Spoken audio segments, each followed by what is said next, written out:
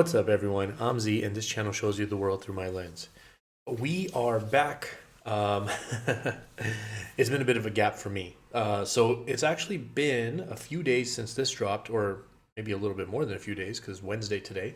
And then I think it's already been a day and a half, or maybe 2 days. I don't know. I feel like Skepta dropped maybe like Monday night or something like that. So Skepta's already replied to this. I've just been extremely busy. I had a bunch of doctor's appointments and small routine procedure that I had to go do as well. So I just wasn't able to record much the last basically 5 days. So I'm trying to play catch up right now. I'm very excited, as I have been this entire time. For me personally, I still chose Joyner to have won the first round. And I'm going to explain that a little bit because there were some comments that maybe disagreed with me because, Skepta said that basically everything Joyner said was lies. I think a lot of stuff that Joyner said, Skepta called out and kind of like did a fact check moment type of thing, which I think definitely weakened his track. I personally just felt like if Skepta, even if it was friendly fire, in his opening track, he had maybe dissed Joyner for, I don't know, maybe even a whole verse rather than just the two lines, which he self is, basically professing that he dissed him with two lines. And the rest was kind of like talking about different things and maybe the US in general and a few other people. I feel like if Skepta had done that, if it was even just a whole verse dedicated, and then Joyner did his thing and everyone's like, oh my gosh, Joyner, did a great job. And then Skepta's like, well, you say he did a good job, but he lied about this. And then you're like, oh, so he didn't really do a good job. And then, I would have a much easier time saying Skepta won. So for me, it's just the first round. Again, Skepta's own words, he was reckless. He did a throwaway round. He handed it to him on a breakfast plate. All of those things. That's why I still called it 1-0. Now, Skepta's second track is really good. And I think it's going to be very hard to beat. I think it's the best track that's come out of all the diss tracks. There's a few other ones that I'm supposed to check out that maybe don't have something to do with this directly, but I saw Mike Righteous did something, so I want to check that out too because I'm a big fan. Anyways, long intro is over. We're going to jump into this right away looking at the visuals. The visuals are crazy. We have somebody on the ground knocked out. We have a glove with the British flag, which looks completely clean. It actually kind of looks like it just came out of the packaging because not only is it not scuffed up, but the shape is like not deformed at all. Then you look at the American glove and it's really beat up. Not only is there blood dripping off of it, but the shape is changed. The shape is of a glove that's been used, right? So you can kind of see the line, from the repeated hits and just kind of the shape becoming deformed. So the visual already is super crazy. He's called it round 2 knockout because Skepta called his round 2. Look, Joyner, I think that if somebody's calling you out on lying and like fact checking you, I would, number one, what I'm looking for today is to not do that, because then you're kind of, proving the person right that you're just going to keep saying just weird random stuff. That isn't true.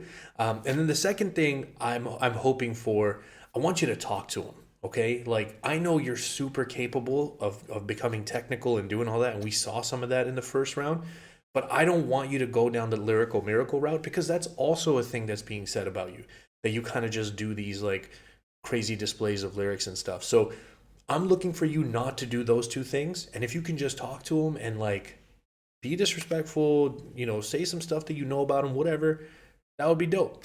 And I think that you have a good chance of winning this. So let's take a look and see what we got.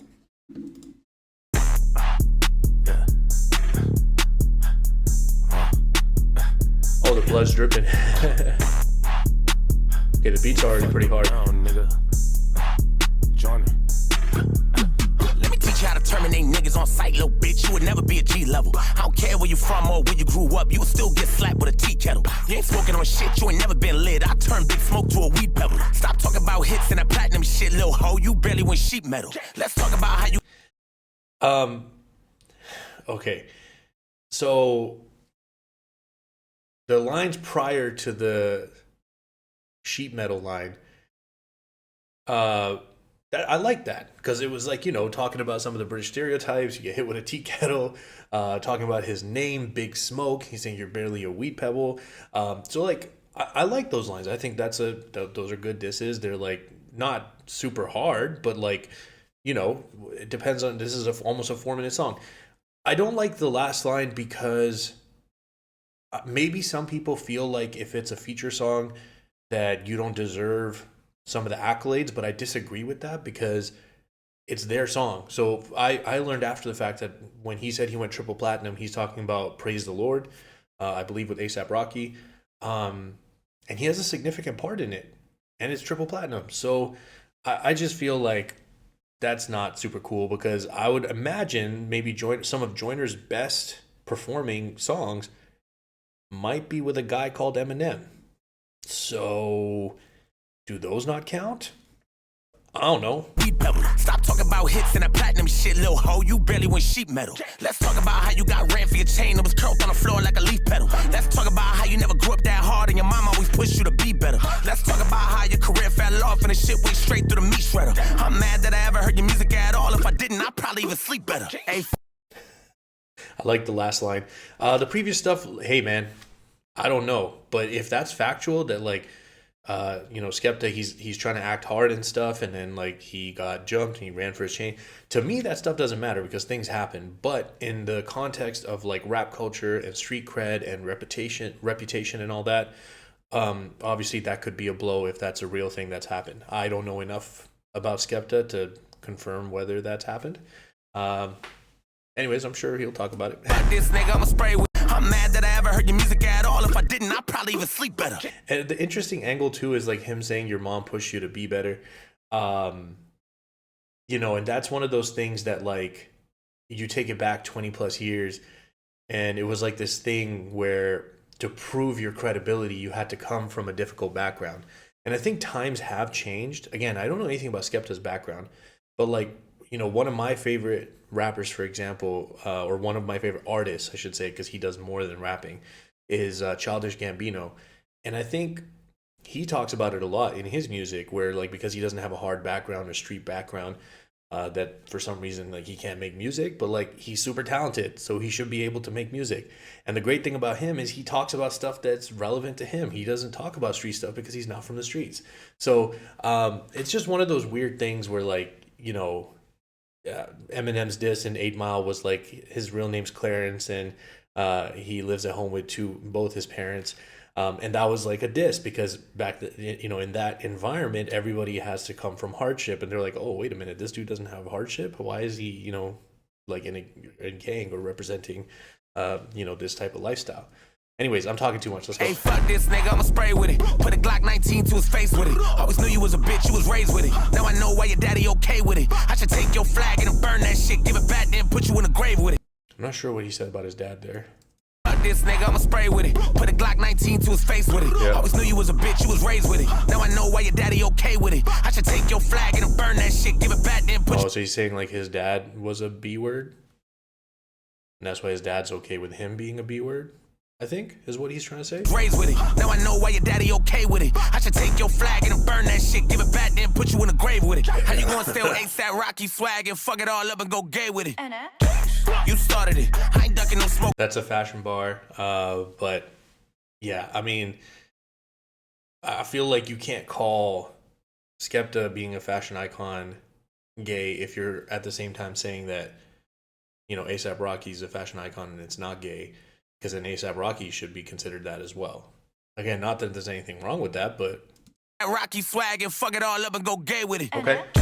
You started it. I ain't ducking no smoke, want all of it. Wanna steal my culture and talk your shit cause you mad that you can't be a part of it. You don't get no play, we ain't bumping it. Flex ain't never dropping no bombing it. You got the worst songs that I ever heard in my life. I don't even wanna hear niggas humming it. Oh, you bringing up Tory, I'm loving it. Okay, I like that line. You got the worst songs I ever heard. I want to hear anyone humming it. That's a hit, man. I like that. I do also think that him saying that Flex not going to play it. He's directly referencing stuff from the first track. I do think that's true, but I think there's like a heavy bias from the U.S. side of like gatekeeping hip hop, and I think what they don't realize is the moment it really broke through internationally, and I think a lot of that credit does go to the phenomenon of Eminem coming on the scene. I think it broke a lot of barriers that would have probably taken a little longer. I think hip hop was already gonna do the things that it was gonna do, but I think his entrance at that time accelerated the growth. So what would have maybe taken another 10 years happened right then. And what Americans have to realize is that it birthed hip hop scenes all over the world. Okay, I'm not crediting just him, but I'm crediting the growth of hip hop to then starting all of these different movements in different places. And you can't just discredit it because, I feel like Americans do this a lot. It's like, well, we're the ones who made it, so y'all can't be good at it. And like I think it gets disproven a lot. I just don't personally agree with that angle. They forgot my lady went done with it. Me wanna hear niggas humming it. That's you bringing bar. up Tory, I'm loving it. They forgot my lady went done with it. Okay. Me and Tory ain't never had smoke. That was really my nigga. We was just having fun with it. From the black Eminem, that's a compliment. I'ma wear that badge, I'ma honor it. A nigga sold like 220 million records, and I bet you'd have bought a whole lot of them. Niggas mad at me cause So I feel like in both of those things, he's trying to take the power away from what Skepta said against him. So he talked about him losing to Tory Lanez. He's like, that wasn't real beef. We're friends. We were just kind of like, friendly firing. I don't know enough about the beef. I did watch other people's reactions after I do mine. I always do that because I'm actually a fan of the genre. So I do my reaction, I film it, and then I go watch other people. And I did see a lot of people that maybe were familiar with it. We're talking about like Joyner getting beat by Tory Lanez. Again, I personally don't know much. I thought he was doing the Megan Thee Stallion angle, and I think that was part of the bar too. But I can't really speak on that. The next part, he says, you're comparing me to Eminem.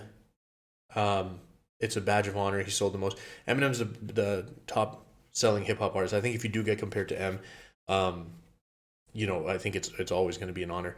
But I don't think he compared him to M. Well, maybe he did. He said, oh, I think he did. He said, because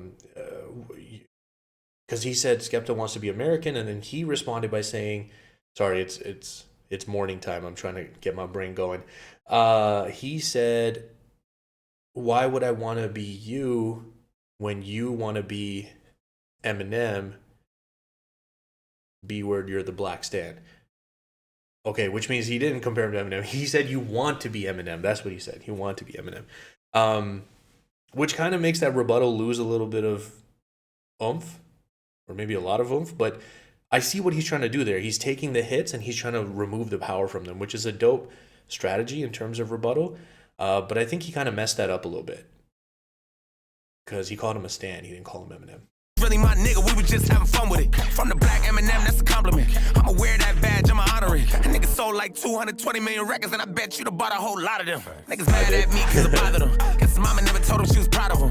Even niggas like Gigs really hate your shit. He a real OG, there's a lot of them. You be dick riding niggas and you fine with it. You got a little cosign and you proud of it. And you'll do anything just to get a little over your chain, even swallow it. So he's continuing with the gay bars. He's saying you got all hyped up because Drizzy co-signed you and said something crazy, and you think you can be part of the OVO crew, so you're like going for it. Maybe I do think that obviously Drake saying what he did is gonna kind of spark and add some fuel to the fire. I don't know if it like caused the whole thing, but what did he say before that? Really hate your shit. Yeah, so that's one of the things I said in my reaction. I wish that some of the people that spoke up and got involved, for example, Gigs, would have waited. I think that it was just too soon to like step in and like basically provide ammo to the other side against the guy from your side. Even if you don't necessarily agree with your side, I just think that you should have presented a unified front. I think that's important. And you'll do anything just to get a little over your chain, even swallow it. I hope Big Smoke is ready to cheat with him. Better call the pole and bring the police with him. Bring enough heat to cook up a beef with him. Wet a nigga up and bringing the beats with him. The bullet gets stuck, he feeling the deep in him. Pussy ass nigga, I'm making a yeast with him. A wagyu steak, I cut up a piece with him. Floss on a nigga, I'm picking my teeth with him. Cough on a nigga, and make a disease hit him. Bark on a nigga, and taking no leash with him. Lock a nigga out, I'm leaving his teeth with him. Lock a nigga down and bury the keys with him. Snake ass niggas, they really don't need venom. I'm skinning them alive and making a feast with him. Nigga need help, we bringing the streets with him. Give a nigga hell, I'm bringing a priest with him. I'ma send him to hell and up at the devil and tell him. Oh, okay. So he is doing, and this is kind of entering a realm, which is what I was hoping not to see. I liked the way he was delivering so far because it can just be about what he's saying and not so much about how he's saying it. Because I think there's times where you need to do technical displays, but I'm going to bring up an example. Like when Eminem sent a, and we're talking about M because he's in the center of a lot of the conversation that happened, but when he sent a light shot to MGK, he did it on Lucky You, right? Yeah, I think so. And in that verse, like he was going like technical and stuff. But when it was time to actually dismantle him, think about Killshot. Killshot doesn't have super fast-paced rapping, technical, crazy stuff. Like he wanted to make sure you heard every single thing he was saying because every single thing he was saying had a purpose, was a dig, was a specific like double, triple, crazy reference like about the person he was talking about. And I think that's what I was hoping to hear. So I'm a little disappointed to see us going here, but I guess the rap side of me, or like the rap fan side of me, is excited of the technicals that he's about to display because he is a good technical rapper. Also, I will say that there wasn't really anything scathing so far in terms of hits. Like, there's no haymakers. They're just like disrespect. But it's nothing like crazy. Nigga down and bury the keys with him. Snake ass niggas, they really don't need venom. I'm skinning them alive and making a feast with them. Nigga need help, we bringing the streets with him. Give a nigga hell, I'm bringing a priest with him. I'ma send him to hell and up to the devil and tell him that I'm a demon who broke a piece of that heaven and fell. Bitch, I'm a predicate felon. I put a shell in your melon and everything I ever set up on a record. I'm in it. About we talk about how many fucking records you sell. Yeah, he's rapping. And I love how he went with the priest demon line to transition into the next flow, and they kept that going, sent him to heaven and all that stuff. Like, I'm a predicate felon, I put a shell in your melon and everything I ever set up on a record. I'm in it. About we talk about how many fucking records you selling, cause even back up in your country, they don't check up and listen. You only sold a couple thousand and I'm betting the 7. They only sell it at the counter at the 7-Eleven. And when I finish with you, I bet they will never forget it. Okay, that's a disrespectful bar. They're only selling your music at a counter at a 7-Eleven. Listen, if your music is being sold at a counter at a 7-Eleven, you're probably not doing well. Obviously, it's not true, but it's like a hyperbole of like trying to say that Skepta doesn't have good sales numbers. Now, one thing to remember, I've talked about this before too, US artists are operating in a bigger pool, in a bigger pond, if you will.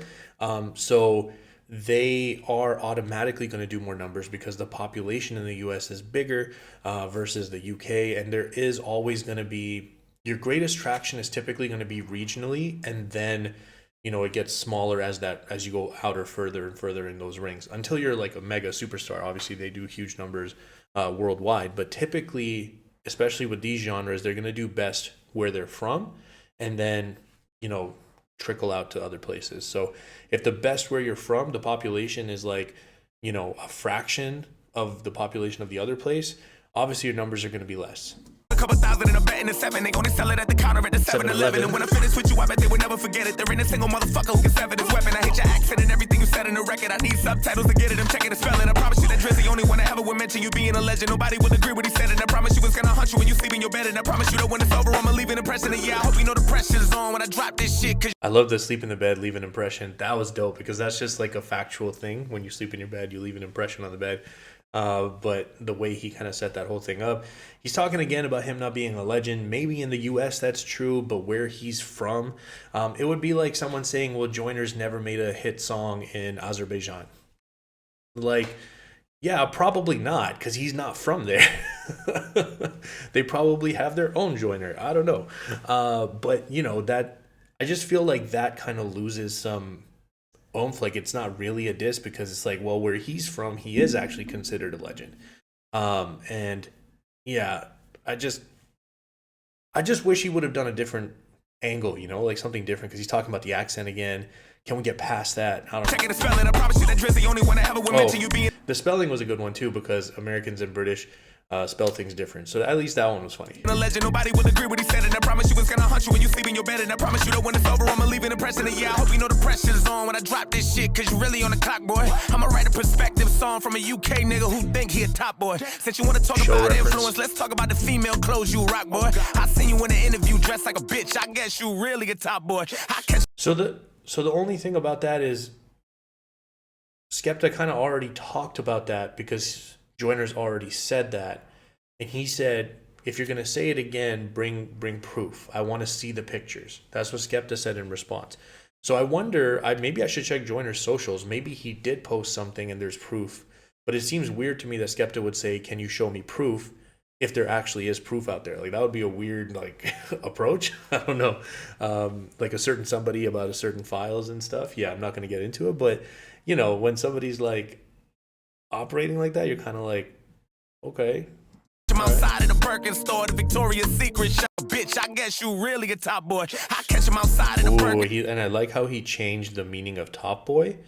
So that was dope. Like mentioning the show and kind of changing the meaning of top boy. That was a good approach. I seen you in an interview dressed like a bitch. I guess you really a top boy. I catch him outside of the Birkin store, the Victoria's Secret shop, boy. Take all your shit, then give it to my bitch. She'll love that drip you got, boy. Put the UK US shit to the side. This is me against you, little pop boy. Clean up on L6, I don't wipe this bitch. Somebody come bring me a mop, boy. How to turn Joseph to a crime scene. Why the fuck a nigga thinking he could try me? How you do your nigga widely dirty, then turn your back on a UK crime scene? You a snake ass hoe, you.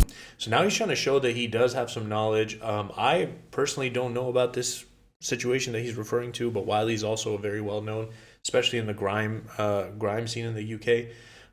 So yeah, I'm not totally sure about that, but again, if it's true, that's awesome, because he's done some research and now he's bringing some like actual digs. That's like, damn, like yeah, he did do that. Or if it's not true, then it continues to be like, I hope you're not making stuff up.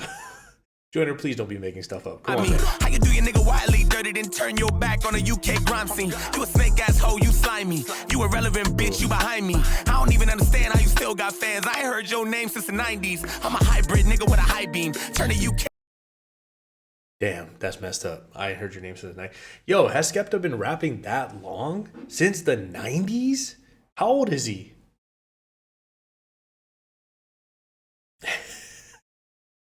Yo, Joyner, that was wrong, man. Crime scene. You a snake ass hoe, you slimy. You irrelevant bitch, you behind me. I don't even understand how you still got fans. I ain't heard your name since the 90s. I'm a hybrid nigga with a high beam. Turn a UK nigga to a line beam. Just around 2KO, you ain't getting up. Better call the ER to revive him. After this, I bet you wanna fight me. That's the reason why niggas don't like me. Thought you was that nigga when you talk your shit. Now you sitting back wondering why me.